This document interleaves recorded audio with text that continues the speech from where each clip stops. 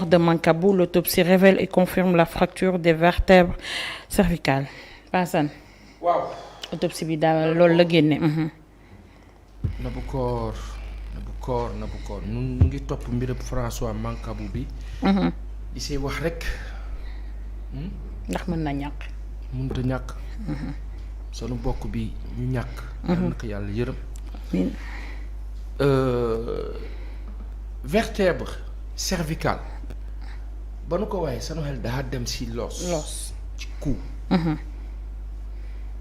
boo laajee boroom xam-xam yi ñi nga xam ne ñoo la def médecine dañ la naan il y a 7 vertèbres ci loosa góor doomi aadama daal moo koy nii léegi nag xuli waaw dafa mel ni pylône rek nii nga mën incliner nii def nii def nii rotation droite gauche loolu moo la ay vertèbres. loolu nag lan nu wax ne ci mbir mi nga xam ne génn na ci autopsie bi. boobu nga xam ne dañ ko def à l'insu de la famille nu bàyyi si xel. moo xam ne loolu daal di confirmer ne fii moo la problème bi. ginnaaw bi ñu ne nit bi daw na mbëkk li nga xam ni moo di grille yooyu. ñi nga xam ne tamit ñooy division des investigations criminelles nu ngi noo xamal ne waxtaan nañu ñoom itam. ak ñii di nu mu tudd. famille ñi ne woon les 9 soi-disant 9 personnes yooyu ñu ne ñoo bokk ci mbir force spéciale bi. nga xam ne ñoo nekkoon ak François. ñoom lañ téye woon. ñooñu aussi def nañu témoignage bu dem dans le sens de la vidéo bi ñu annoncé woon. xam na ne daal toog nañu jékki-jékki au bout de 10 minutes gis ko mu daw ak allure mbëkk mbir mu jaaxal leen ñoom ñëpp. mbëkk grille bi. mbëkk grille bi ñu choqué wu et cetera. loolu mooy li ñu jot waaw loolu nag wax dëgg yàlla bu nu ko jotee nag dañoo tënk ci loolu. du tax nag du tere nag ñu am xel laajte et cetera waaye avocat wu famille bi ñoom la ñu wax moo di ne du début à la fin ginnaaw ay image am na. nañu wane waa ji nu mu fa nekkee du début à la fin ñu jox leen image yooyu ñu xool ça va pas être facile. pourquoi. pour la bonne et simple raison que bu ñu dégloo suñu kilifa yi gëw ma ni ñu àddu dans ce sens parce que lépp mu ngi nekk ci. logique ba nga xam ne dafa mel ni dañoo bëgg a confirmer li nga xam ni moom la ñu wax. li ñu njëkk a wax daal loolu dara du ko dindi xam nga nag kilifa mag bu wax ba pare nga bëgg ko dindi moom dana def tout ba loolu du deñ mu am ak mu bañ a am mag moom bu waxee ba pare du bëgg ñu wedd ko donc rawatina nag nos autorités là nga xam ne que ñoom am na noo taxawee. léegi nag li si des mooy li am solo. oui na leer rek ba leeree rek nit ñi xam. daal di am tranquillité tant que mu ngi am suspicion nag léegi nag fi mu nekk nii la question mooy waa yéen da ngeen doon wax naan vidéo amul ak nangam ñi nga xam ne ñoo nekkoon ak moom ñëw nañu témoigner la même chose. waaye ñooñu di témoigner la même chose ñu ngi nekk ci benn cercle. ba nga xam ne dañ leen ko taxal wala boog dañ leen ko jiiñ wala boog dañ leen ko accuser te ñoom est-ce que ñooñu war nañ mën a wax leneen lu waroo sax ak kilifa yi. su fekkee dafa am leneen lu waroo. parce que ki nga xam ni moom la ñu wax ne moo def torture su dee torture am na daanaka mooy mëne enquête bi. da nga wax. waaw donc loolu maanaam enquête bi tey bu amoon par exemple beneen corps bu dul la police peut-être bu kaa mëne xëy na xel mën na bañ a tey tuuti mais après tout aussi on se dira on n'a pas le choix on doit faire confiance à la police quand bien même que on peut dans notre subconscient ne pas leur faire confiance et se dire. Est-ce qu'il n'y aurait pas des zélés qui auraient agi d'une certaine façon.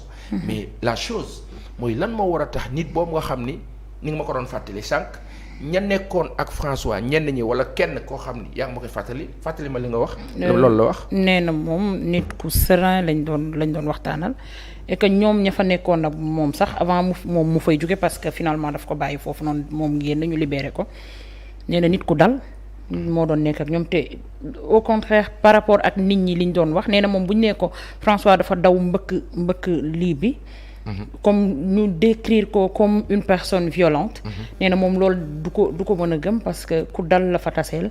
au contraire li nit ñi di wax moom ñoom bu ñu nekkaan foofu mu gis que ni booy yi sax seen moral dafa jeex. ils n'ont plus le moral moom moo doon ñëw di leen dalal di waxtaan ak ñoom. donc moom mu am surprise. voilà c'est une personne sereine la taseel foofu quoi ku dal ku yaru. nit nag d'après se dire. nit nag kenn du ko xam. waaw léegi li nga xam ni moom la autorité yi wax bu nekkee nag ni ñu ci am doute yëpp bu fekkee loolu moo am nag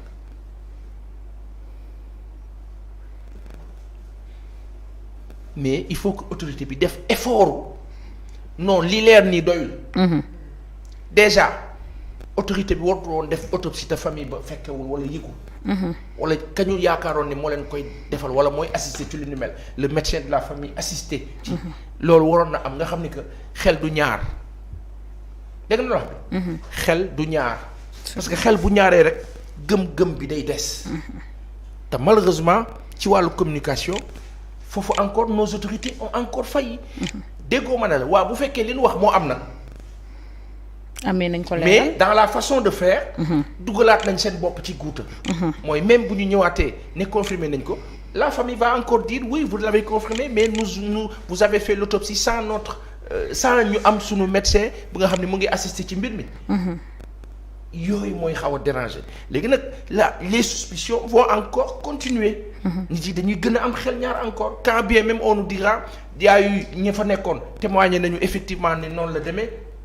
après quelqu'un boo fekkee ni da ngaa lëlmët ñenn ñi naan waa léegi lan lañ ko jox ba mu war a mën a def lu ni mel après nga ne mais lu tax moom la question aussi lu tax moom rek mu war a am réaction boobu te ñeneen ñi amuñu réaction boobu loolu tamit laaj la aussi pourquoi ñeneen ñi n'ont pas réagi comme moom lu tax moom war a réagir comme noonu d'autant que dañ ko accuser encore que ci principe au vu de ce qu'on a expliqué yëgul li xew. waaw mais pourquoi aussi attendre ba peut-être ñàkk bakkan am ci pour ñuy soog a génn wax vu que jabaram soxnaam génnoon na bien avant muy ñàkk bakkanam wala ñu yegg ci fu muy gaañoo ba nekk ci état bi mu nekkoon pourquoi ñoom aussi génn ñu def sortie ak aussi sortie wu procureur bi nga xamante ne moo semé le doute ci bopp ñu bari. ci sorteem yu sélective yi ak aussi ñaari version yi mu joxe bii di français bii di wolof mu mel ni opinion internationale da leen wax ni amuloon port d'arme mais bi muy wax ci wolof mu ne si xam gis nañ ni am na autorisation de port d'arme. alors ci communication la. xam nga sunu il y a dafa am lu xew ci dëkk bi. est-ce que xam nga ni sunu kilifa yu bëri mënuñu communiquer. ah oui. kilifa yi ñu ci bëri fii ñoo ñu ne yem. ils savent pas communiquer. dinañu mën a gérer ci kayit yi. ci administration les règles les textes mais bu dara desul lu communiquer nii. dul wax am na ñoo xam mënuñu ko.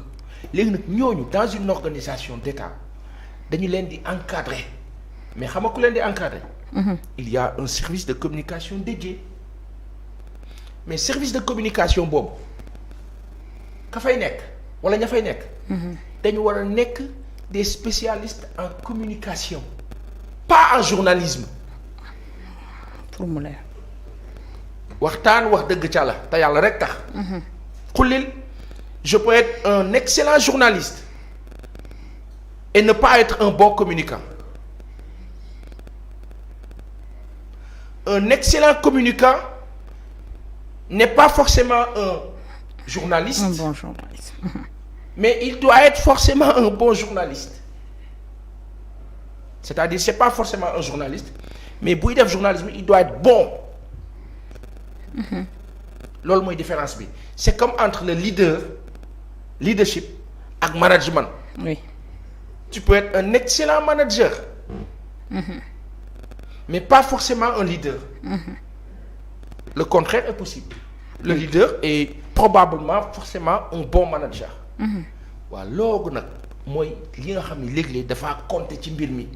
mooy da ngay gis service de communication yoo xam dañoo fee nekk te ci wàllu stratégie ak pensée entre contenu ak contenant mbir ma fa lay sookee mooy jur loolu nga wax ci procureur bi mu ñëw ñu teg ko exposé ko un point de presse à la limite c'était même pas un point de presse encore moins une rencontre de presse. C'était juste une déclaration. Une déclaration. En français et en wolof. Dans les formes wala dans la forme boo xoolee ni mu accès ni mu ñëwee ak micro yi jaxasoo ak ñiy jóg di teg ak wax ji ak ñi ngaa dégg yooyu yëpp dafaa compter te dafay dal suñu kilifa yi ci lu bari. Ça s'organise et il y a le protocole qui s'occupe de ça. looloo tax protocole c'est de la stratégie. Absolument. waaw léegi nag tey Nabou oui fi nu toll nii la famille attend am lu leer ci mbir mi c'est important tout comme l'ensemble des Sénégalais léegi nag kilifa yi nga xam ne ñooy wax ak ñun di ñuy jox information yi. apparemment les infos passent par les médias depuis début bi force spéciale ba fi ñu toll nii. mu mel ni épisode mel ni série yàlla na ko yàlla leeral. amiin amiin. yàlla na ko yàlla leeral. yaay ne mu mel ni épisode parce que depuis lors sorti procureur bi man foofu laa bëgg tout le temps ñu fay des. parce que ay sorteem dafa xaw a sélective ci boobu lañ ko gisee woon mu wax. ak ci bu François Mancabou. te boobu ba tey on aimerait bien savoir sax ci yan lan moo tax exactement la ci lan lañ. depuis jàpp ba la ñu waroon wax bañ ne jàpp nañ ay nit. waaw war woon jàpp nañ ay nit mu jàll ci média yi ñu ubbi journal gis ne jàpp nañ ay nit dafa ñoom ba ñu wax ba ñu déjà Nabou Cor. oui. ni procureur génnee nii bi mbir mi amee wax. loolu moo waroon jiitu avant sax presse di bind. xanaa xamoo ni la chose elle est là-bas mooy toujours ci communication bi mooy c'est comme si parce que la presse là tëbuñu rek jot information. dañ leen ko jox. dañ ko jël jox ko journal. journal bi bind l'observateur. bind day jaay journalam day ut information si bu jotee info da kaa bind. après selon ou pas da kaa bind parce que day jaay léegi nag problème bi mooy ki kaa jox info bi. ci communication li gënoon mooy ñu ne le procureur appelle la presse pour faire une déclaration. bu presse bi ñëwee mën a leen il s'est passé telle chose. groupe bu nit dañ leen a téye parce que nangam ak nangam ak nangam nii la demee nii la tëddee fii la taxawee nangam nit ñi daal di am info bi d'une façon mais na info ba génnee ci communication nit ñi ak suspicion lu ñu wax ban journal la ko génne ak xel ñaar. problème am doute am. donc la communication est faussée en amont. et quand c'est faussé en amont engrenage la. li nguur gi di wax nii ñu ci am doute nii. dégg ko ma ne la waa bu nekkee nag loolu moo am nag. ñu ngi xaar fu enquête bi. moo tax nanu xaar di teere ñu xaar mu et gën a attendons la réaction de la famille après cette information encore. qui dit que. contre expertise mën na am. waaw moom bu ko jaboot di sàkko di normalement dafa war a. ba tey ñu ngi xaar ba xam exactement fan la ñuy mujjee ak enquête bi ci mort bi nga xamante ne mort de François Mancabou bi nga xamante ne jamono ji moo lëmbee sax débat yépp